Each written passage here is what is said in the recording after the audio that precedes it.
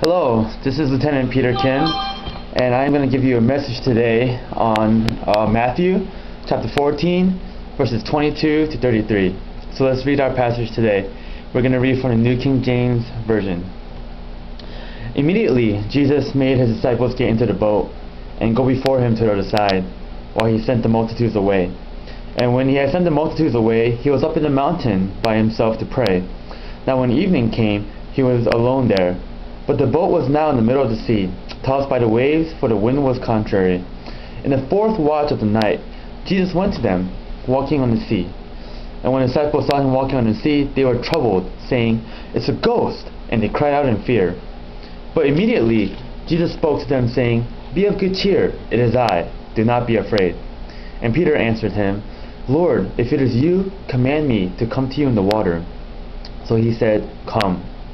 And when Peter came down out of the boat, he walked on the water to go to Jesus.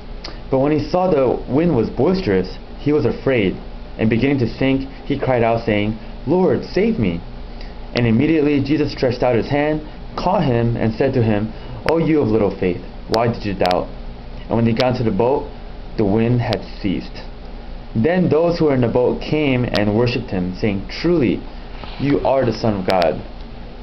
Was there ever a time that you felt prompted by God to do something, but you looked at all the circumstances and felt that it was impossible, so you didn't do it? Well, there was a missionary who felt like he was called to go to Japan on missions. However, he didn't have any money for support, and neither he got any support from his church. Well, he felt such a strong calling to go, so he just trusts God, and he just went. Well, long story short, he was able to stay there for a whole year, and he also led 5 people to Christ. That is a huge feat in Japan, because many missionaries say that it takes about 10 years for one person to come to Christ in Japan. Well, that missionary was me. This passage is so dear to me because it shows me the type of faith we should strive for, so that we can also walk on water.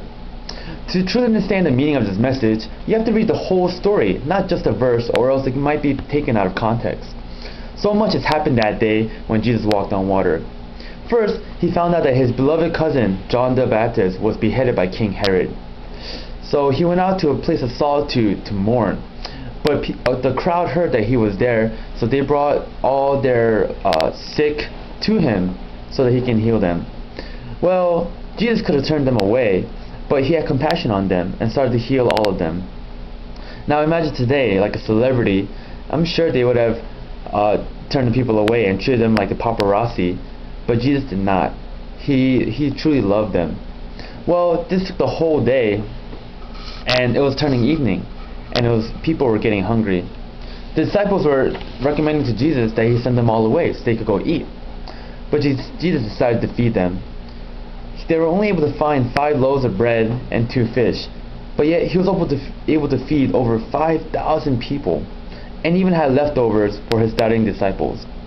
If you look in the Gospel of John, the multitude wanted to make him king, but Jesus knew that he was not there to be an earthly king. So again, he withdrew to pray. He kept humble through all the amazing things that he has done. Now this is where our story begins. Just keep in mind all the events that has happened till now. Jesus sends his disciples to the other side of the lake on a boat. Now there was a huge storm, and the boat was already a good distance from the land. Now the first thing they would have tried to do during a storm was to get to land, but they were too far, so they just might as well try to just get back. They were experienced fishermen on that boat, and they would have known if a huge storm was coming.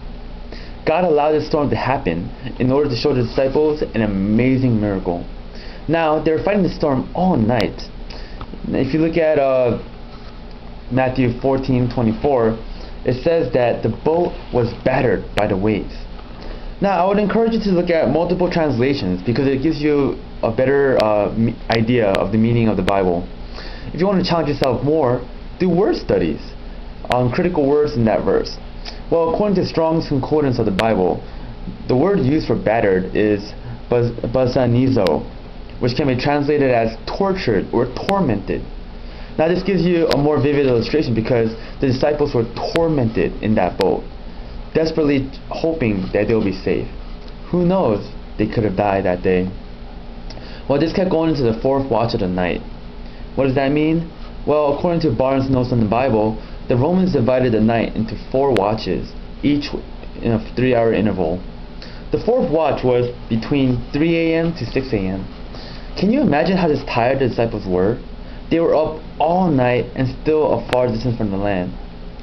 Now, this is when they saw something miraculous. Verse 25 says that Jesus was walking on the lake. Now, imagine if you were one of the disciples. You're in a boat in the middle of the storm, had a long day, and now you're fighting to stay alive. You don't know if you're going to be safe. What if you thought if somebody was walking towards you on the lake? Not on a boat, no water skis, just walking. Well, according to Clark's commentary on the Bible, it was common doctrine in that day to believe that spirits of the dead commonly walked among the people. Who would have imagined it was Jesus? In verse 27, Jesus saw how afraid they were and encouraged them by saying, "Take courage, it is I. Don't be afraid." Through their ordeal, it was comforting to see their Lord come to them. They must be in shock to see that it was Him. Peter was the first to make sure that it was Jesus. He had a reputation for being brash, but also he was one of Jesus' closest followers. He called Jesus Lord. The word for Lord in the Greek is Kyrios, which also has been used for God or Messiah. He was essentially calling Jesus his Lord or God. If it was truly God, why couldn't he walk on water? And why couldn't Peter go out to him? Peter asked Jesus if he could walk out to him, and Jesus said, "Come." Then Peter did the impossible. He got out of the boat and walked on the water. He must have taken a few steps because the Bible said he walked. This is truly a miracle because not only did God himself do something miraculous, but he enabled Peter to do the same. This required Peter to have much faith in Jesus, that he was a Messiah and he could do all things. However, Peter is still human, and when he saw the severe winds, he was afraid and began to sink. Why was it that Peter sank? He was doing so well expressing his faith. It was because he took his eyes off Jesus. He got distracted by the wind and lost his faith. However, Peter still knew that his salvation lied within Jesus, and he began to cry out to Jesus to save him. Now, if you were Jesus, what would you have done? Would you have saved him right away? Or let him drown a little bit to teach him a lesson, not to lose his faith again? Well, graciously, the Messiah immediately reached out to catch him. It's not coincidence that the word immediately is there. This shows the nature of God and how much He loves us. God immediately helps us when we cry out to Him. It might not be in the manner that we expect, but God always does something. We just need to have the faith to know that God is working. Jesus chastised Peter by saying, "Why did he doubt?" But deep down inside, I'm sure Jesus was probably proud of Peter, that he even stepped out of the boat. Out of all the disciples, Peter had the faith to believe that Jesus can do all things. Peter had the faith that Jesus was God. Peter had the faith that Jesus can save. He just needed to remember to keep his eyes on Him at all times. Now, after Jesus grabbed Peter, the winds died down.